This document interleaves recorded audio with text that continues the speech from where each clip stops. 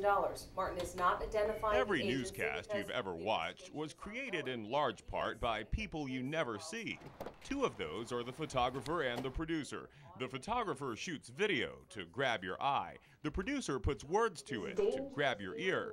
When both are really good at it, the story they create grabs your heart. Jamie Rita is the 11 o'clock producer at WSPA, Jimmy Moore the nightside photographer. This summer they started working on a new story, their own. We got married on June 11th of this year. We didn't have any grand plans, obviously, to start a family, and we liked where we were, and just to start our life together. But the producer knows even the most well-written stories are edited, changed on the fly, cut short because of time or other unforeseen constraints. On August 8th, Jimmy was in his news vehicle on Interstate 85 when an accident happened several cars in front of him. I look up again, and coming over all the cars, you see the spare tire. And like I said, there's probably about 12 cars ahead of me. And the spare tire just keeps bouncing down the road and bouncing, missing everybody, going down the center of the way. And then all of a sudden, about 2 cars ahead, that thing takes a left turn. A rogue tire heading straight for his windshield. Jimmy, trying to avoid it, turned the wheel but crashed into the median barrier, bounced off and rolled over. I remember until I hear a guy, I guess they cut the door off, and he said he was with a lifeline or whatever, and he said he's gonna get me out of there. And he said, "Can you feel anything?" And I was like, "No." 2 weeks and several surgeries later, doctors at Spartanburg Regional told him the true extent of his injury. He was paralyzed from neck down. It was like, okay, well, I don't have a choice now. I guess I kind of got to do what I got to do. We're good so far. You know what I saw you? Jimmy was determined to do whatever it took to get moving again, and that meant moving.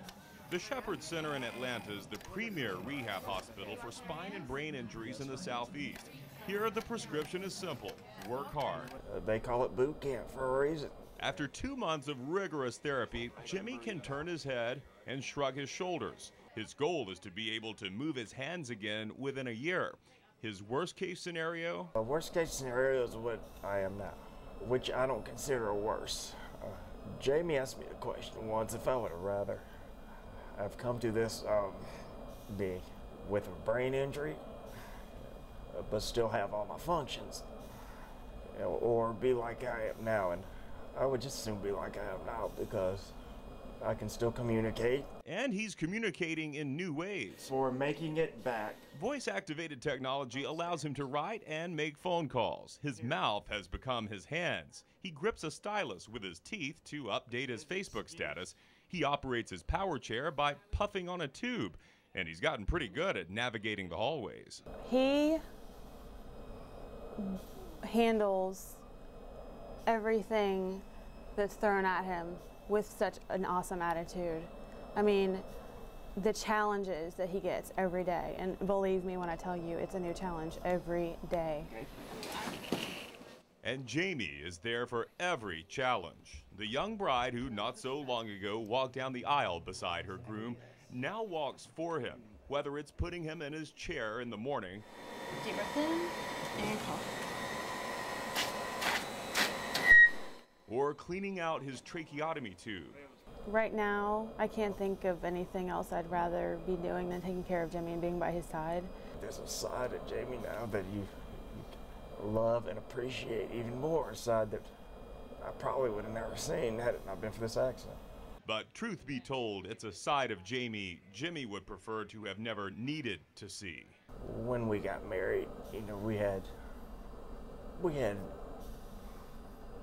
things that we wanted to do. And I know this isn't what she signed up for. This isn't what anybody signed up for. And I'm lucky she's adapted, but sometimes, it was like, how is she feeling about this? This is a complete 360 from what we had planned. Are we going to be able to get close to, that life that we planned? And we're stubborn, so I think we will. We will. We will. We'll find a way to do it. but it's definitely a harder path. They took a big step along that path on October 18th. Graduation day for Jimmy. He and Jamie are moving to a nearby apartment. They'll have a nurse living with them around the clock, but it's a major step towards something resembling normal. One that he says would not have been possible if he had not come to the Shepherd Center. When I left Spartanburg, it's one of those things. Spartanburg kept me alive, but y'all showed me how to live. And I appreciate everyone here. You all do perform miracles.